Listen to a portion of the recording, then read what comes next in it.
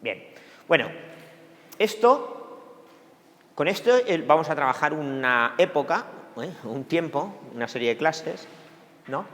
Pero estos dispositivos, digamos que se pueden encontrar físicamente, o sea, uno se va a la tienda electrónica y puede decir, ¿me puede dar medio kilo de puertas? Bueno, medio kilo serán quizás muchas, pero le puede decir, oye, ¿me puede dar 4, 5, 10, 15 puertas? ¿No?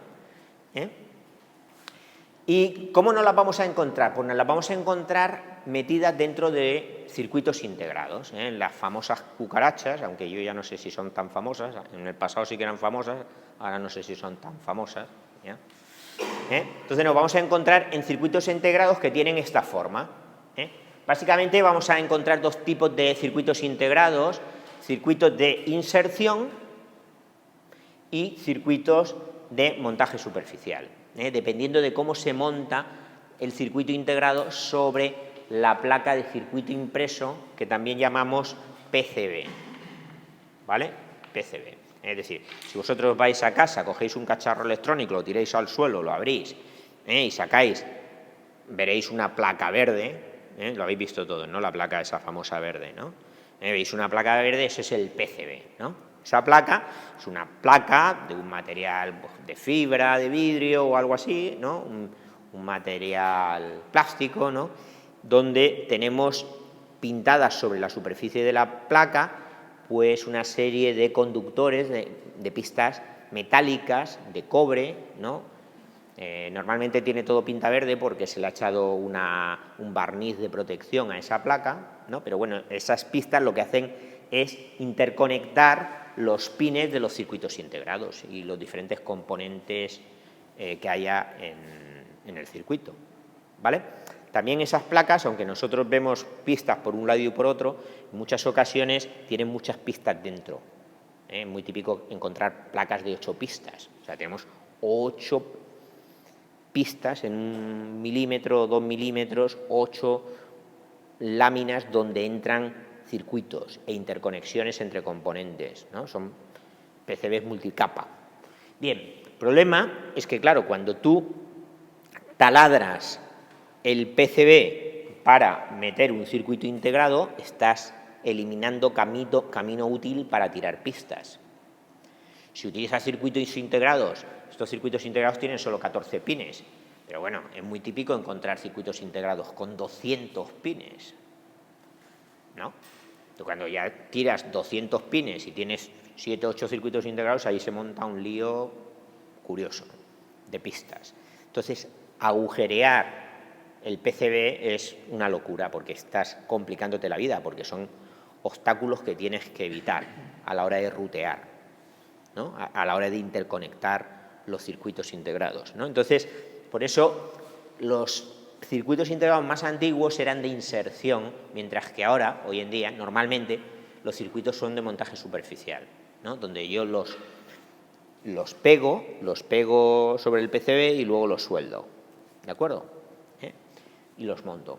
Bien, bueno, aquí os enseño simplemente dos tipos de encapsulado, pero que sepáis que hay cientos o miles de tipos de encapsulados. Dependiendo del circuito integrado, pues encontraremos de muy diferente tipo, ¿vale? Bien, y dentro, ¿qué es lo que nos vamos a encontrar? Bueno, en el caso de las puertas lógicas, pues vamos a encontrar cosas así, ¿no? Por ejemplo, un 7404 pues será un circuito integrado con 6 puertas inversoras. Un 7402 pues será un circuito integrado con 4 puertas NOR. Un 7400 pues será un circuito integrado con 4 puertas OR. Y vemos que podemos tener de 2 entradas, de 3, de 6, en fin, nos podemos encontrar una gran variedad.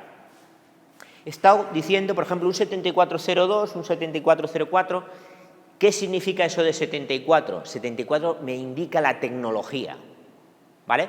Me indica la tecnología. Si utilizo el número 74, me estoy refiriendo a que estoy utilizando, simplemente, si utilizo el 74, estoy refiriéndome a que estoy utilizando tecnología TTL, es decir, que está construido ese circuito integrado con bipolares. Luego, eso fue la tecnología TTL yo creo que surgió por el año 70 y tantos, ¿vale? Entonces, luego, conforme fue evolucionando la tecnología, se fueron haciendo más fuertes los circuitos integrados basados en transistores MOSFET y fueron surgiendo la tecnología CMOS, se fue haciendo cada vez más potente. Pero como los primeros circuitos integrados que surgieron, digamos, ya la designación era con los dos últimos dígitos, se estandarizó mucho, o sea, todo el mundo pensaba, un CER4, un 74C4, esos son inversores, ¿no? Los primeros CMOS salieron que utilizaban el 40 como los dos primeros dígitos para identificar que era CMOS. Pero tuvieron más éxito los TTL y al final se quedaron los dos últimos dígitos para identificar cualquier tipo integrado independientemente de la tecnología. Y los dos primeros se utilizaban para la tecnología. Por ejemplo, el 74HC pues es un circuito, en principio uno podría pensar que es TTL, pero no es TTL. La C quiere decir que es CMOS, ¿vale? Y el 74 lo que quiere decir es que utiliza los dos dígitos últimos, utilizan, digamos, este criterio para decir pues, que son NANDs o ANDs o inversores y tal. No sé si me he liado un poco, pero se ha entendido, ¿no? ¿Se ha entendido? Bien. Bueno, más sobre esto. Bien, fijaros también que en los circuitos integrados, por ejemplo, en este que es el 7404, tengo 14 patillas, 1, 2, 3, 4, 5, 6, 7, 8, siempre se numeran en sentido contrario a las agujas del reloj, ¿vale? Y siempre a partir de una determinada muesca o un puntito. Aquí podría tener un puntito, ¿no? A partir de ese puntito, esa es la patilla 1, y luego en sentido contrario las numero, ¿vale? Eso es importante porque el inversor está entre la patilla 1 y la 2, no entre la 2 y la 3. ¿Vale? Entonces, a la hora de cablear tengo que saber dónde está.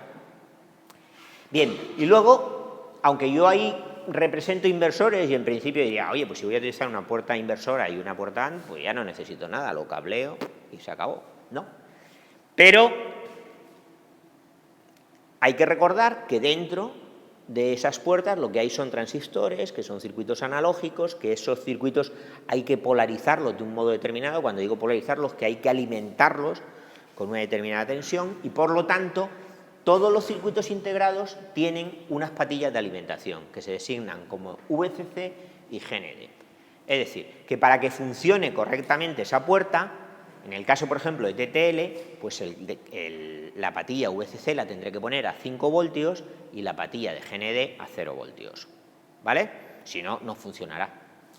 ¿De acuerdo? Bien. Bueno, ¿qué hemos visto? Hemos visto puertas lógicas básicas, puertas lógicas compuestas, y cómo ir a comprar esas puertas a la tienda de al lado. ¿Vale? Bien, ¿qué es lo que vamos a ver? Bueno, ahora lo que vamos a ver es cómo utilizamos esas puertas para diseñar circuitos de control muy sencillos, ¿vale? Circuitos combinacionales.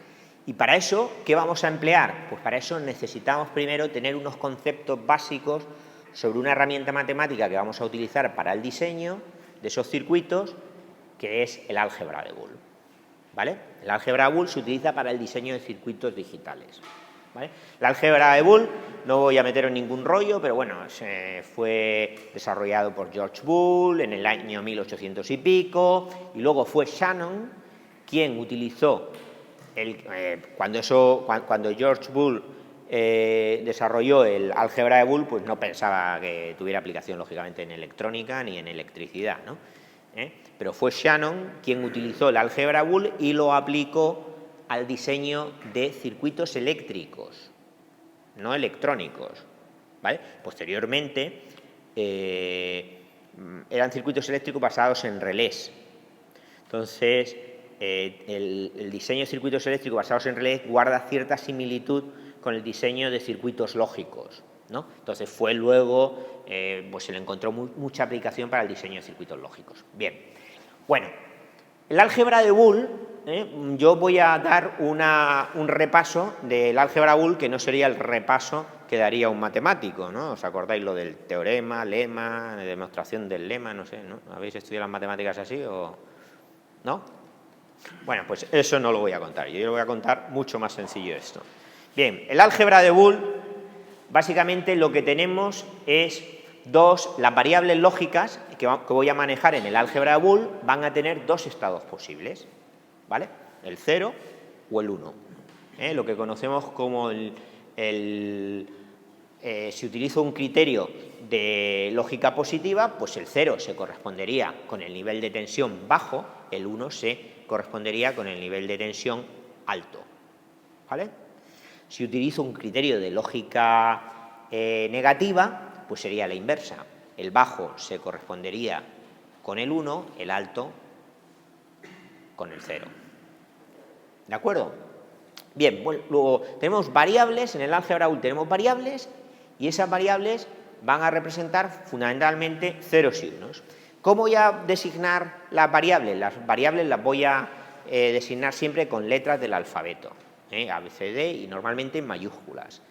En ocasiones, cuando tenga buses, es decir, líneas eléctricas muy próximas en un PCB, todas juntitas, cuando tenga buses, en ocasiones voy a designarlas con una letra mayúscula y un número. Por ejemplo, si tengo un bus de 8 bits, pues voy a designarlas como A0, A1, A2, A3, A4, A5, A6, A7. ¿De acuerdo? Para definir el álgebra de Boole voy a considerar cinco axiomas básicos o 5 pares de axiomas, que son 5 axiomas y sus 5 formas duales, ¿vale? Es decir, son 5 pares de axiomas. Primer axioma tiene que ver con la definición de los niveles lógicos. X es igual a 0 si X es distinto de 1. O sea, si X es distinto de 1, pues X es 0. Eso quiere decir que hay dos niveles lógicos. La forma dual, ¿cuál es? Pues cambio los ceros por los unos y los unos por los ceros y me queda X igual a 1 si X es distinto de 0. ¿Vale? Primer axioma. Segundo axioma. El segundo axioma tiene que ver con la definición de la función inversora. Si X es 0, entonces el inverso de X es 1. ¿No? O si X es 1, el inverso de X es 0. ¿Vale? Forma dual. Siempre se cumple, en electrónica digital, en álgebra Boole siempre se cumple el principio de dualidad, que consiste en cambiar los ceros por los unos por los ceros, y las sumas lógicas por los productos lógicos y los productos lógicos por sumas. ¿Vale? Bien. Y el resto de axiomas tienen que ver con las operaciones lógicas. Por ejemplo, el producto, 0 por 0 igual 0. Si cambio,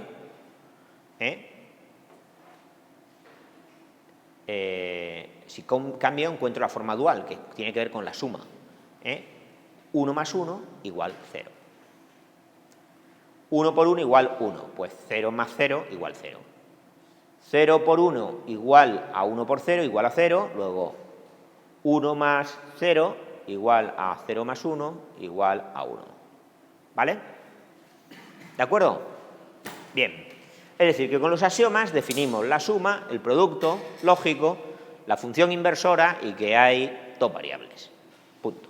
Dos estados. Bien. A partir de eso formulamos una serie de teoremas fundamentales, ¿no? Que tienen que ver con respecto a la suma, el producto y la función inversora. Respecto a la suma, pues unas bastante evidentes. A más 0 igual a... Bueno, parece bastante evidente. A más 1 igual a 1. Todo esto se puede demostrar por inducción perfecta. Como aquí tenemos solo dos variables, con que sustituyamos en las variables los dos valores posibles, podríamos demostrar el teorema, ¿no? O sea, A más 1 igual a 1. 1 más 1 igual 1. Lo hemos visto antes. 0 más 1 igual 1. Demostrado. A más A igual A. 0 más 0 igual 0. 1 más 1 igual 1. Demostrado.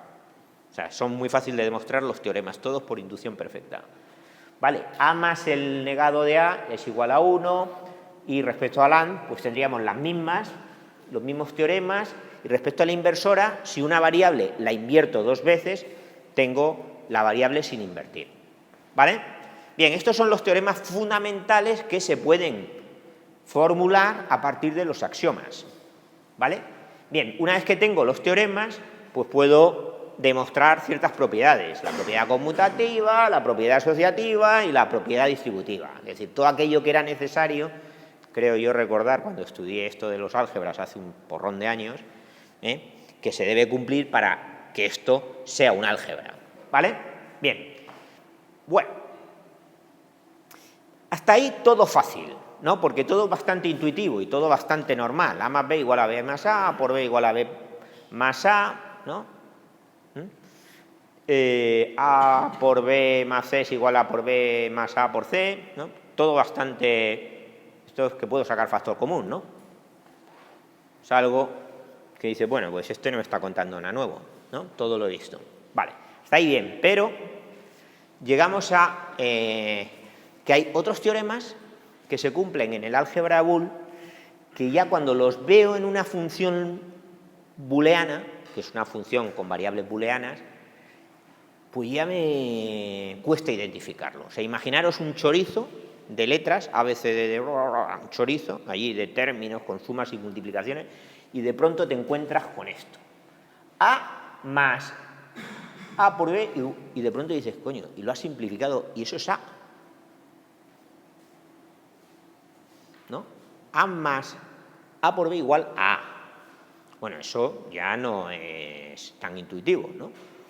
¿No? O cuando te encuentras este chorizo y dices, esto es igual a A más B por C. Claro, eso dificulta trabajar con funciones booleanas. Si yo tuviera un circuito y representara ese circuito mediante una función y quisiera, por ejemplo, simplificarlo, tendría que utilizar estos teoremas para simplificar. Y puedo llegar a un momento determinado, por ejemplo aquí, y digo, coño, esto ya está terminado. Pues no, hay por ahí un teorema que es muy raro y que yo no soy capaz de identificar y que se simplifica, ¿no? Bueno, pues estos teoremas hacen que trabajar con funciones booleanas sea un poco farragoso, ¿vale?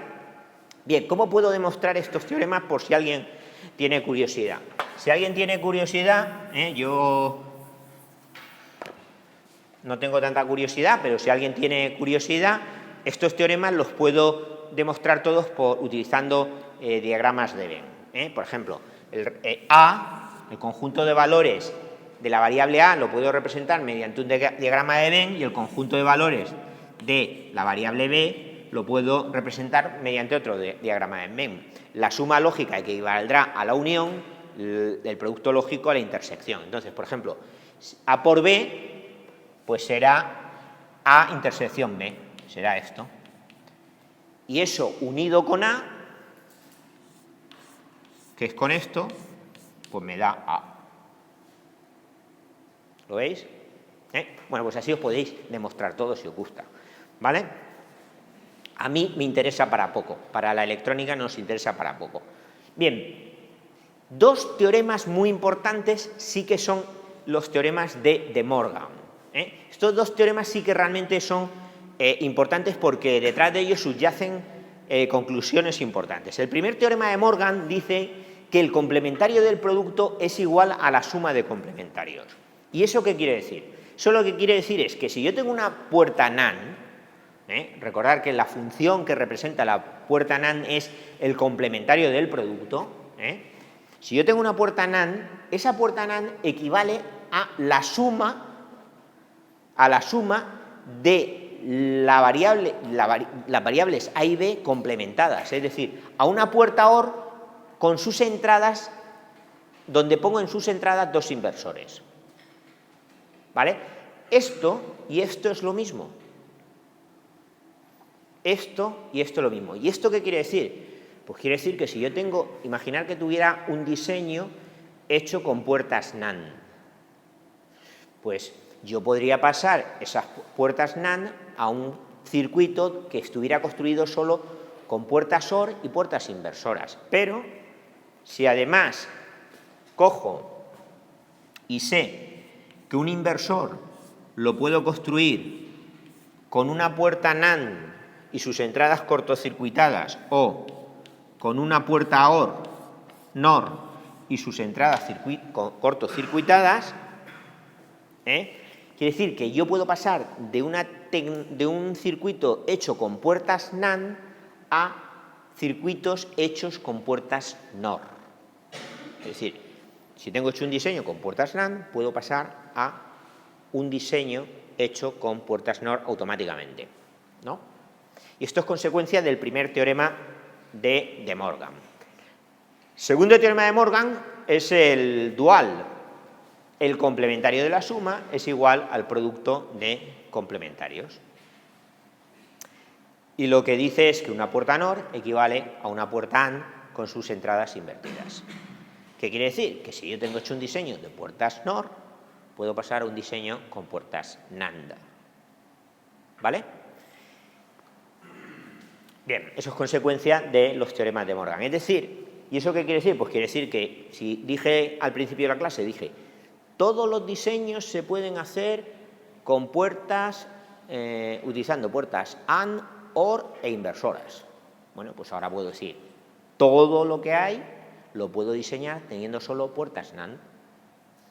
O todo lo que hay lo puedo hacer diseñando puertas NOR. ¿Vale? Bien.